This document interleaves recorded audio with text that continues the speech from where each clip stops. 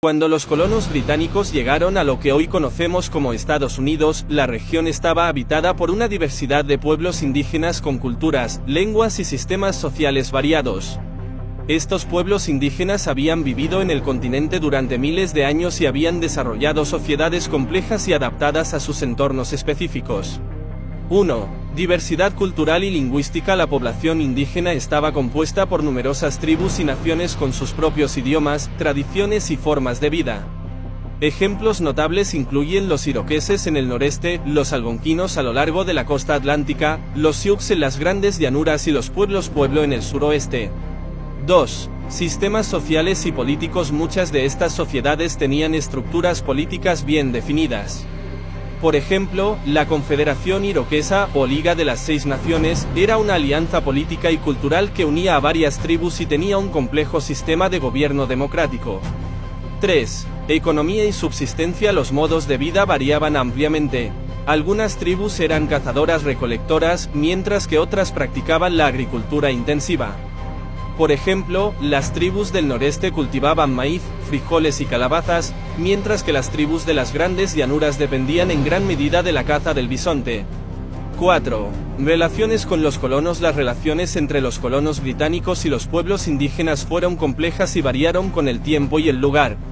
Inicialmente, hubo comercio y cooperación, pero estas relaciones a menudo se deterioraron debido a la expansión colonial, la usurpación de tierras y los conflictos armados.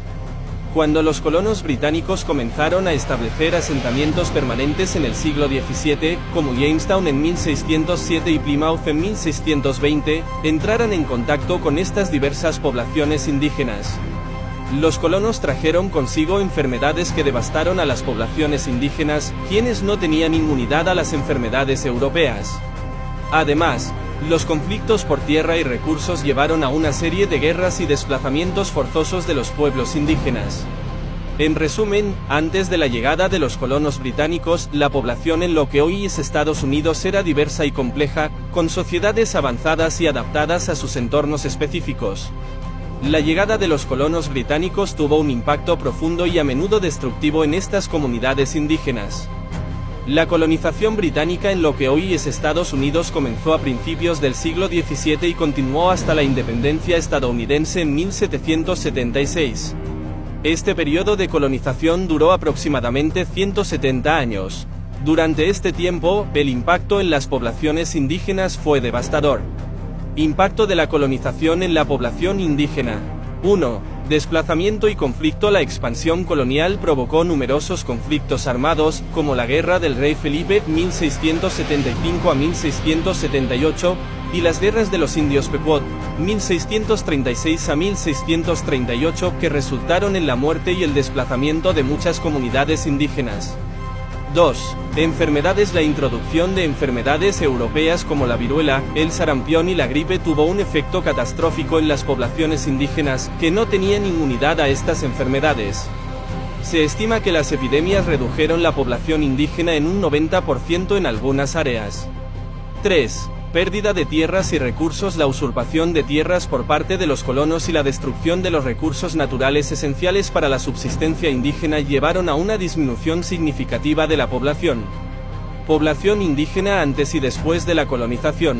Antes de la colonización, las estimaciones sobre la población indígena en América del Norte antes de la llegada de los europeos varían, pero se cree que entre 2 y 10 millones de indígenas vivían en la región que ahora es Estados Unidos. Después de la colonización para el año 1800, la población indígena en lo que hoy es Estados Unidos había disminuido drásticamente. Se estima que quedaban entre 600,000 y 1 millón de indígenas para entonces. La reducción fue más acentuada en las áreas más densamente colonizadas, como la costa este. Siglos XIX y XX. La colonización no terminó con la independencia de los Estados Unidos.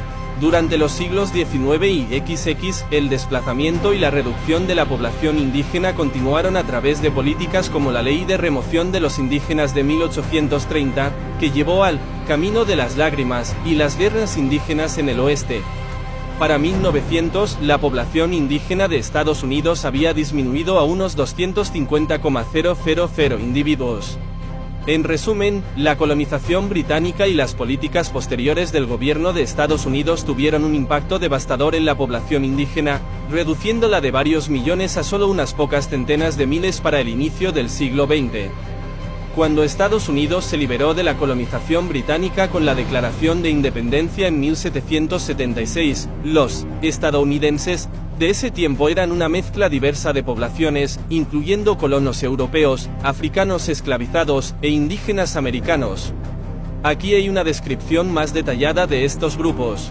Colonos europeos. 1. Británicos. La mayoría de los colonos eran de origen inglés, escocés e irlandés. Habían establecido asentamientos a lo largo de la costa este en 13 colonias principales, desde New Hampshire hasta Georgia. 2. Otros europeos. También había una presencia significativa de colonos de otras partes de Europa, como los holandeses en Nueva York, anteriormente Nueva Ámsterdam, los suecos en Delaware y los alemanes en Pensilvania. Africanos esclavizados. La población africana en las colonias americanas estaba compuesta principalmente por personas esclavizadas que habían sido traídas por la fuerza desde África a través del comercio transatlántico de esclavos. Para 1776, los africanos esclavizados y sus descendientes constituían una parte significativa de la población en muchas colonias, especialmente en el sur, donde la economía agrícola dependía en gran medida del trabajo esclavo. Indígenas americanos. Las poblaciones indígenas vivían en todas las áreas que los colonos europeos habían ocupado y mucho más allá, en las vastas tierras del interior del continente. Aunque muchos indígenas habían sido desplazados o diezmados por enfermedades y conflictos, seguían siendo una presencia significativa y con sociedades organizadas y diversos modos de vida.